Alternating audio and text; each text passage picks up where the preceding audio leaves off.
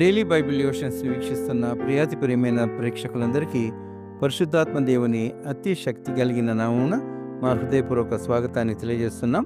ఈ వారంలో పరిశుద్ధాత్మ దేవునిపై వినిపిస్తున్న సందేశాలలో భాగంగా ఈరోజు పరిశుద్ధాత్మను ఎదిరించకుడి, do not resist the holy spirit అనే అంశంపై doctor Mrs P Pramila Vivekanand garu మనకు అందిస్తున్న దైవ సందేశాన్ని విందాం.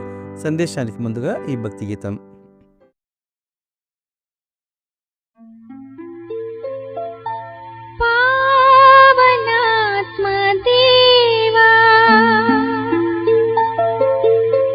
నన్ను బ్రోవరా వేరా, నీవే నాకు మార్గమెందో కావుమయ్య యేసయ్యా.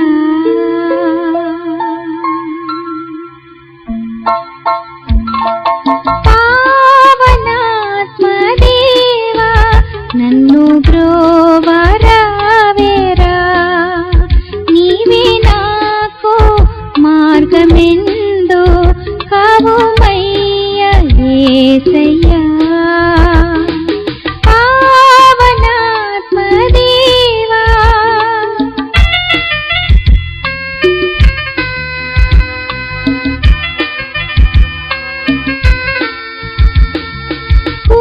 కూలిపోయే హృదయం లేవనెత్తు యేసయ్యా, కూలిపోయే హృదయం లేవనెత్తు యేసయ్యా. భావమందు నిలుపు జీవవాక్కు యేసయ్యా, భావమందు నిలుపు జీవవాక్కు యేసయ్యా. పావనాత్మదేవా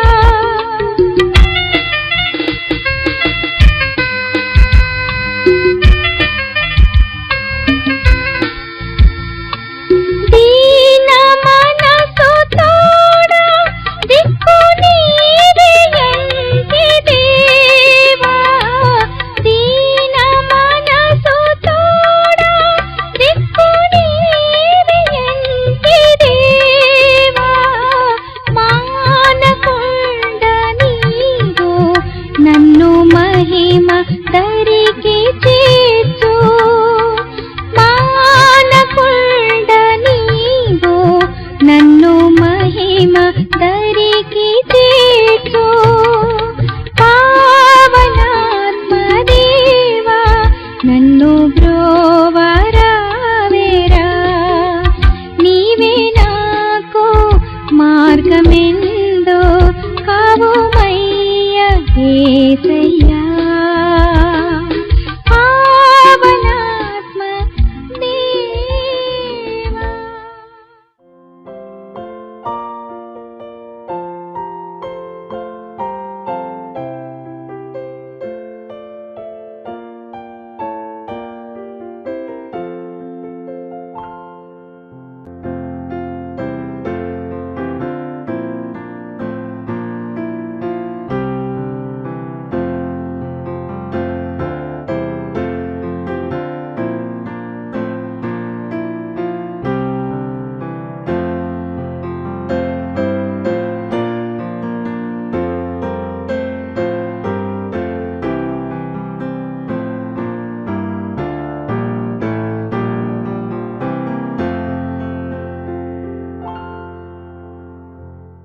అనుదిన దైవవాక్యంను వీక్షిస్తున్నటువంటి సంఘ సభ్యులకు, విశ్వాసులకు అందరికీ ప్రభువైన యేసుక్రీస్తు నామమున శుభములు, వందనములు.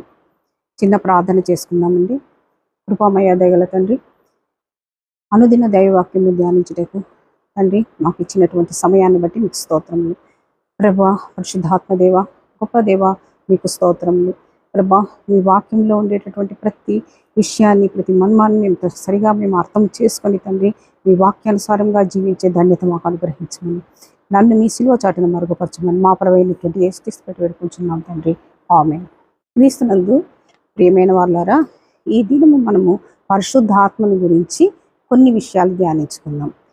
అపోస్తుల కార్యము 7వ అధ్యాయం 51వ వచనం. ముష్కరులారా, హృదయములను చెవులను దేవుని వాక్యమునకు లోపరచనొల్లని వారలారా, మీ పితరుల వలె మీరును ఎల్లప్పుడూ పరిశుద్ధాత్మను ఎదిరించుచున్నారు.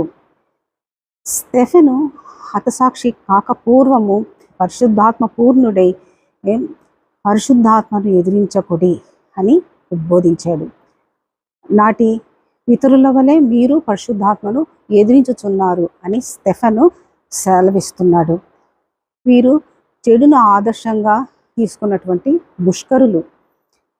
ఇక్కడ పరిశుద్ధాత్మను ఎదిరించినటువంటి వారు ఎవరో కాదు, యూదేతరులు కాదు, యూదులే. నేడు సమాజ సహిత చూస్తే సహతము ఏంటంటే క్రైస్తవేతరులు కాదు, క్రైస్తవులు కూడా పరిశుద్ధాత్మను ఎదిరిస్తున్నారు. ఇక్కడ మనము లేఖన ప్రకారము గమనిస్తే పరిశుద్ధ ఆత్మను ఎదిరించినటువంటి వారు ఎలాంటి వారు అన్నటువంటి విషయాన్ని ఒక 3 విషయాలు మనము ధ్యానించుకుందాం. మొట్టమొదటిగా అవిధేయత. దేవుని వాక్యం పట్ల అవిధేయత చూపుట. అపోస్తుల కార్యం 51వ వచనంలో మనము ఇందాక చదివాం. ముష్కరులారా, హృదయములను చెవులను దేవుని వాక్యం లోపరచ నొల్లని వారులారా. ఇక్కడ స్టెఫెను ఇశ్రాయేలుకు 2 లక్షణాలు వాళ్ళ లక్షణాలను ఎత్తి చూపిస్తున్నాడు. ముష్కరులని, హృదయము చెవులు దేవుని వాక్యమును లోపరిచి నొల్లని వారని తెలియచేస్తున్నాడు. అంటే నిజమే, దేవుడు మనకు ప్రసాదించినటువంటి చెవులను దేవుని వాక్యం కొరకు మనం వినియోగించాలి. కానీ మన హృదయం మందంగా ఉండద్దు. చెవులు దురద చెవులతో నింపబడి ఉన్నాయి. కాబట్టి ఎలాగ ఉండాలి మనము అనే దేవుని వాక్యం పట్ల విధేయత చూపించాలి. 7వ అధ్యాయం 53వ వచనంలోనే అపోస్తుల కార్యము 53వ వచనం, దేవదూతల ద్వారా నియమింపబడిన ధర్మశాస్త్రమును మీరు పొందితిరి గాని దానిని గైకొనలేదని చెప్పాను. దేవదూతల ద్వారా ధర్మశాస్త్రం మీకుంది, గైకొని ఉన్నారు, కానీ మీరు పొందారు, కానీ దాన్ని గైకొనలేదు. ఎంత విచారకరము. దేవుని వాక్యంని నిర్లక్ష్య స్వభావంతో చూడకూడదు. దేవుని వాక్యమును ప్రబోధించినటువంటి స్టెఫెను హింసించి మరణం వరకు తీసుకెళ్ళి మరణానికి అప్పగించారు ఆ యూదులు, ఇశ్రాయేల్ జనాంగం. దేవుని వాక్యము ఇక్కడ అవిధేయత చూపటం వలన పరిశుద్ధాత్మను వారు ఎదిరించారు. 3వదిగా హింసించారు. హింస. అపోస్తుల కార్యము 57వ అధ్యాయం 52వ వచనం చూద్దాం. మీ పితరులు ప్రవక్తలలో ఎవరిని హింసింపక ఉండిరి, ఆ నీతిమంతుని రాకను గురించి ముందు తెలిపిన వారిని చంపిరి. ఎవరిని మీరు హింసించకుండా ఉన్నారు? అందరినీ హింసించారు. వీరు ప్రవక్తలను హింసించి పాపం చేశారు. అంటే ప్రవక్తలను హింసించడం అంటే పరిశుద్ధాత్మను ఎదిరించడమే. అంటే ఇక్కడ 2 హింసలు ఉన్నాయి. శారీరకమైనటువంటి హింస, మానసికమైనటువంటి హింస. శారీరకమైనటువంటి హింస అంటే రాళ్లతో కొట్టి, ఆయుధాలతో కొట్టడం, చేతులతో కొట్టడం. మానసికమైనటువంటి హింస మాటలతో దూషించడం, ఆ తర్వాత అవహేళన చేయడం. అసలు ఆయుధము కన్నా నాలుక చాలా పదునైనది. నేడు సహితము దేవుని ప్రజలను, సేవకులను దూషిస్తున్నారు, అవమానాన్ని గురిచేస్తూ ఉన్నారు. నాటి యూదుల యొక్క శాపము, వారు ఏం చేశారు? పాపం చేసి ప్రవక్తలను, స్టెఫెన్ని హింసించడం వలన వారు పరిశుద్ధాత్మను ఎదిరించారు. చివరిగా 3వది చంపారు. చూద్దాం. వాక్యమునకు అవిధేయత చూపించారు ఫస్ట్, తర్వాత ప్రవక్తలను హింసించారు, 3వదిగా ప్రవక్త అయినటువంటి స్టెఫెన్ని చంపారు. ఈ కారణం బట్టి పరిశుద్ధాత్మను ఎదిరించారు. 52వ వచనంలోనే 2వ భాగం, ఆ నీతిమంతుని రాక గురించి ముందు తెలిపిన వారిని చంపిరి. పరిశుద్ధాత్మ అని పరిశుద్ధ ప్రవక్తలను ఎదిరించడమే కాకుండా వారిని హింసించడమే కాదు, హత్య కూడా చేశారు, హింసించారు, చంపారు. ఇశ్రాయేలుకు గద్దింపు అనేది ఇష్టం ఉండదు. తప్పు చేస్తే వారు ఏలెత్తి చూపిస్తారు, ఇది మీరు తప్పు చేశారు అని ప్రవక్తలు. కానీ ఇక్కడ మనము పాత నిబంధనలో చూస్తే సమూయేలు 2వ గ్రంథం 12వ అధ్యాయంలో దావీదు పాపం చేశాడు. నాతాను ప్రవక్త గద్దించుతూ చెప్పాడు, నువ్వు పాపం చేశావని. ఆ విషయం 12వ అధ్యాయం 7వ వచనంలో ఆ మనుష్యుడు నువ్వే అని దావీదుని గద్దించి చెప్పాడు. కాబట్టి ఈ గద్దింపు మాటలు అనేవి కొందరికి ఇష్టం ఉండదు. ఆ కారణం చేత స్టెఫెన్ని వారు చంపేశారు, హత్య చేశారు. అందుకే 7వ అధ్యాయము 59-60 చూస్తే, ప్రభువును వచ్చి మొరపెట్టుచు, యేసు ప్రభువా, నా ఆత్మను చేర్చుకొనమని స్టెఫెను పలుకుచుండగా వారు అతన్ని రాళ్లతో కొట్టిరి. అతడు మోకాళ్ళు, నీ ప్రభువా, వారి మీద ఈ పాపము మోపకమని గొప్ప శబ్దంతో పలికాను. ఈ మాట పలికి నిద్రించెను. సౌలు అతన్ని చావునకు సమ్మతించెను. ఈ చివరిగా స్టెఫెను మృతి చెందిన తరువాత చాటినటువంటి కొన్ని 3 ముఖ్యమైనటువంటి విషయాలు గమనిస్తే, స్టెఫెను 55వ వచనంలో దేవుని యొక్క మహిమను చూచాడు.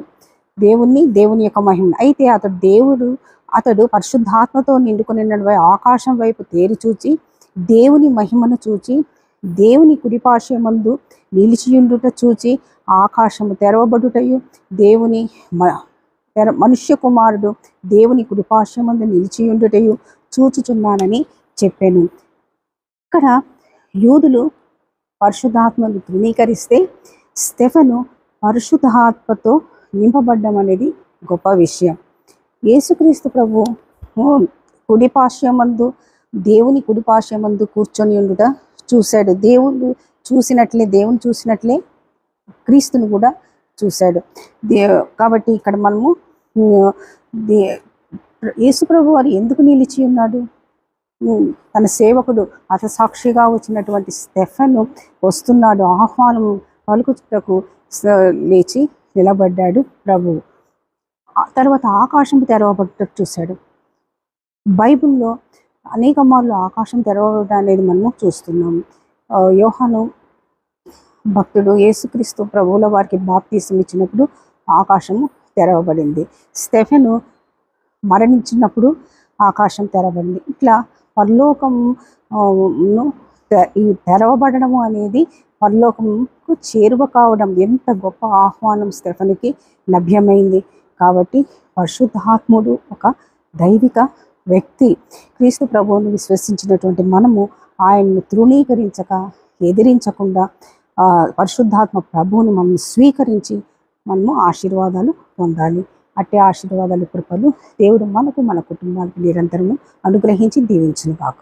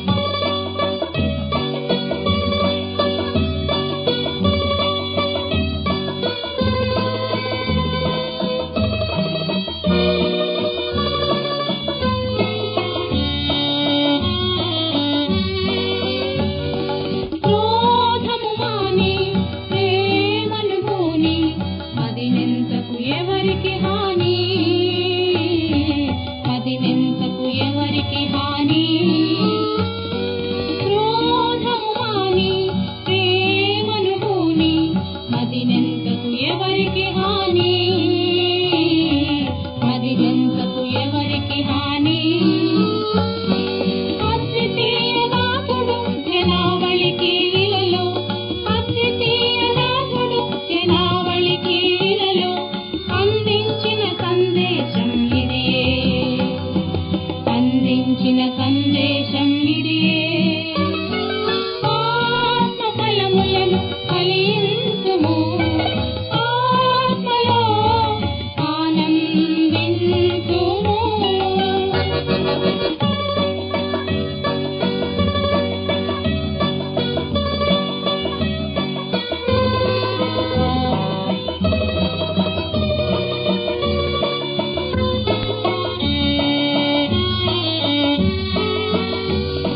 దృఢ విశ్వాసముతో దేవుని ప్రార్థించు అపజయమును నొందవు నీవు అపజయమును నొందవు నీవు దృఢ విశ్వాసముతో దేవుని ప్రార్థించు అపజయమును నొందవు నీవు అపజయమును నొందవు నీవు సాధు భావములతో ఆశా నిగ్రహముతో సాధు భావములతో ఆశా నిగ్రహముతో జీవించుము అవనిలో నీవు జీవించుము అవనిలో నీవు ఆత్మ ఫలములను ఫలించుము ఆత్మలో ఆనందించుము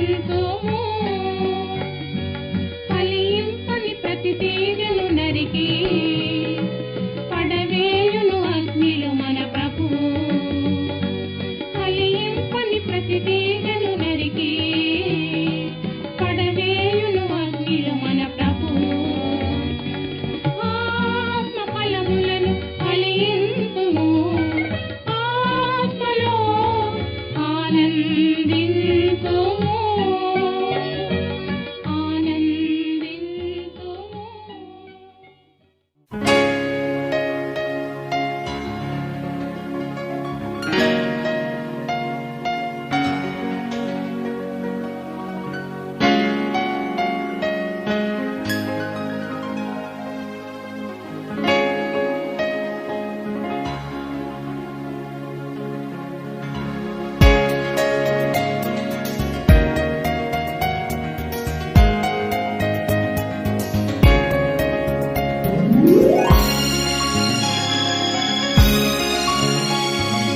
నీ చేతితో నన్ను పట్టుకో నీ ఆత్మతో నన్ను నడుపు శిల్పి చేతిలో శిలను నేను అనుక్షణము నన్ను చెక్కుము శిల్పి చేతిలో శిలను నేను అనుక్షణము నన్ను చెక్కుము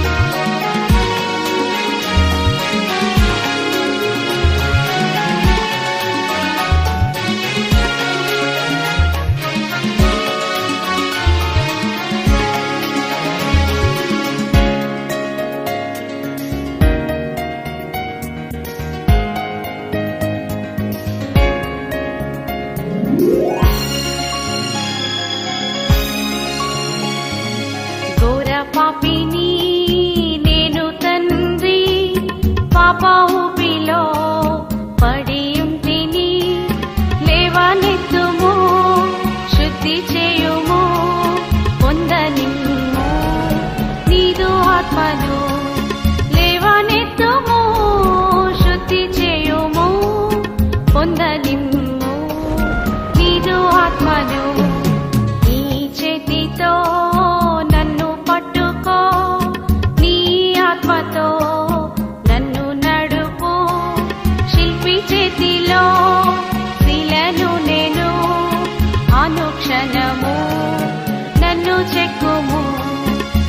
నీ చేతిలో శిలను నేను అనుక్షణము నన్ను చెక్కుము.